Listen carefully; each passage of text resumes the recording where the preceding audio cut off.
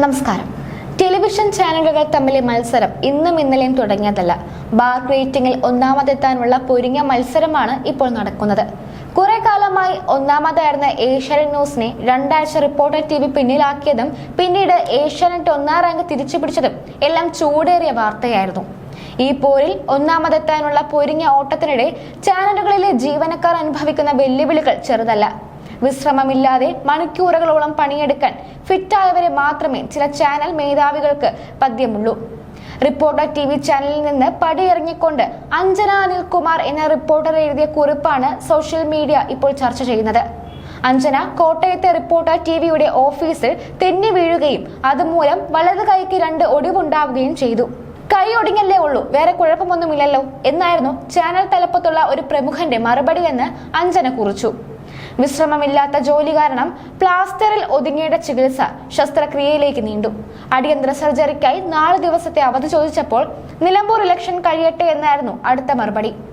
Bureau ചീഫിന്റെ ശകാരം സഹിക്കവയ്യാതെ പരാതി നൽകിയപ്പോൾ സ്ഥലം മാറ്റമായിരുന്നു ഫലം. താൻ ജോലി വിടാൻ നിർബന്ധിതയായ സാഹചര്യം വിശദീകരിച്ചുകൊണ്ടാണ് അഞ്ജന അനിൽകുമാർ പോസ്റ്റ് അവസാനിപ്പിക്കുന്നത്.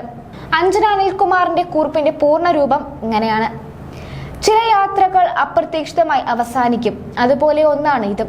കഴിഞ്ഞ 1.5 വർഷത്തിലധികമായി റിപ്പോർട്ടർ TVയുടെ ഭാഗമായിരുന്നു. ഇവിടെ നിന്നും ഇറങ്ങുന്നു.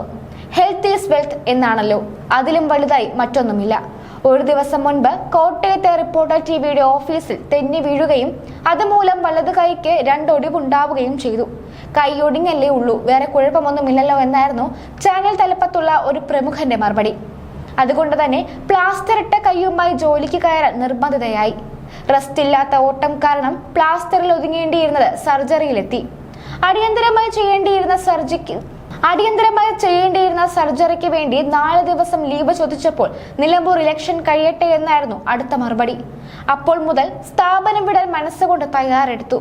ഫൈറ്റ് ഫോർ ജസ്റ്റിസ് എന്നത് ചാനൽ പ്രൊമോഷനിലെ ഒരു വാചകമായും കാറിന്റെ സ്റ്റിക്കറായും മാത്രം ഒതുങ്ങേണ്ട ഒന്നല്ല. അത് ആദ്യം നടപ്പിലാക്കേണ്ടത് തൊഴിലിടത്തിൽ ആയിരിക്കണമെന്ന് വിശ്വസിക്കുന്നു. കഴിഞ്ഞ കുറച്ച് മാസങ്ങൾക്കിടയിൽ എന്നെ പോലെ തന്നെ ഒരുപാട് പേർ ഇവിടെ നിന്ന് പോയിട്ടുണ്ട്. വാർത്തകൾക്ക് വേണ്ടി തന്റെ കീഴിലുള്ള റിപ്പോർട്ടർമാരെ എന്തും പറയാമെന്ന് വിശ്വസിക്കുന്ന ഒരു ബ്യൂറോ ചീഫാണ് അതിന് കാരണം. കേട്ടു നിൽക്കാൻ കഴിയാതെ വന്നപ്പോൾ ഞാനും പരാതി നൽകി. ഉടൻ തന്നെ ട്രാൻസ്ഫർ തന്ന സഹായിച്ചു. ഒരു ജൂനിയർ റിപ്പോർട്ടറുടെ പരാതി ആയതുകൊണ്ട് ഗൗരവത്തിൽ എടുക്കാത്തതായിരിക്കുമെന്ന് ചിന്തിച്ചു. ചില മുതിർന്ന റിപ്പോർട്ടർമാരും പരാതി നൽകി. ഗുണമുണ്ടായില്ല. ഒടുവിൽ അവർ ഇവിടം വിടുന്നതും നോക്കി നിൽക്കാൻ മാത്രമേ കഴിഞ്ഞുള്ളൂ. എന്തൊക്കെ സംഭവിച്ചാലും തലസ്ഥാനത്ത് ഒരു വിഷപ്പാമ്പായി അയാൾ വാഴുന്നു. കർമ്മ ഈസ് എ ബൂമറാങ് എന്നാണല്ലോ. നോക്കാം.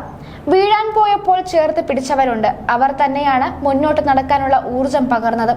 മുൻപിൽ വലിയ ലക്ഷ്യങ്ങൾ ഉള്ളപ്പോൾ തൊട്ടടുത്തുള്ളത് വിട്ടുകളയുന്നതിൽ തെറ്റില്ലെന്ന് തോന്നുന്നു എന്നാണ് അഞ്ജന ഫേസ്ബുക്കിൽ കുറിച്ചത്. ഇതാണ് ഇപ്പോൾ സമൂഹ മാധ്യമങ്ങളിലടക്കം ചർച്ചയാകുന്നത്.